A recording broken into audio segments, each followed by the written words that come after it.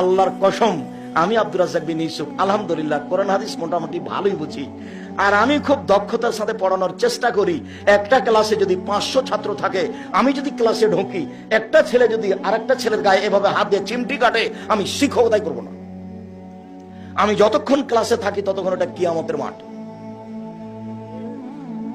এরপরেও আমি বলছি, আমি টুটা ফাটা যেটুকু কোরআন হাদিস বুঝি, তাতে মেয়ের বাপের 10টা টাকা খরচ হবে বিবাহের শুরু থেকে শেষ পর্যন্ত, এর কোনো প্রমাণ কোরআন হাদিসে নাই। এমনকি মনে হচ্ছে যে বরযাত্রী নিয়ে বিবাহ করতে গেছে, তো তোমার শ্বশুর লজ্জায় পড়ে 20টা বরযাত্রী আছে, 10টা ডুলি বিবি আছে, সবার জন্য খাবার রেডি করেছে। উচিত হবে বের হয়ে চলে আসার সময়তে, আব্বা আপনার তো কিছু খরচ হয়ে গেছে, 50,000 টাকা থাকলো আপনার কাছে।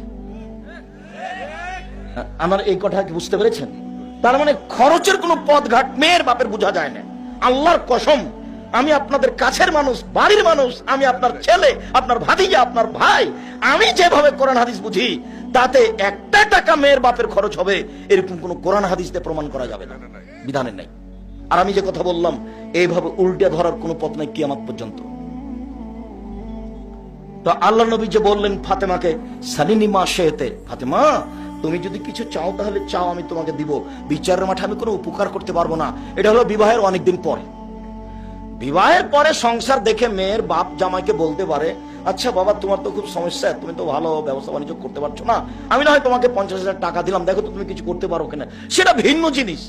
তুমি কোন সাহসে ফার্নিচার নিবা কেন? বলে আমার শ্বশুর খুশি হয়ে দিয়েছে। তোমার শ্বশুরকে ফকিরকে দিতে বলো তো ফার্নিচারটা, তোমার শ্বশুর ফকিরকে দিয়ে দে। বিশ্বাস করো, ভিক্ষা করা টাকা দিয়ে চাউল কিনে ভাত খেয়ে ইবাদত কবুল হবে। ভিক্ষা করা টাকা দিয়ে চাউল কিনে ভাত খেয়ে ইবাদত কবুল হবে। যৌতুকের টাকা দিয়ে চাউল কিনে ভাত খেয়ে ইবাদত কবুল হবে না।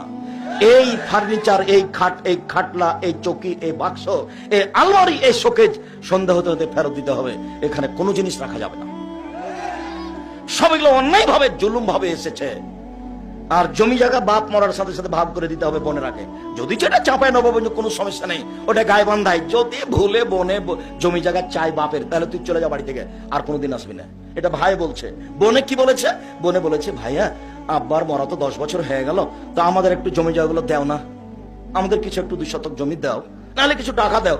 তখন বলছে মুখ খুলবি না, আর যদি কোনোদিন টাকা চাইস তাহলে এই বাড়িতে উঠতে পাবি না।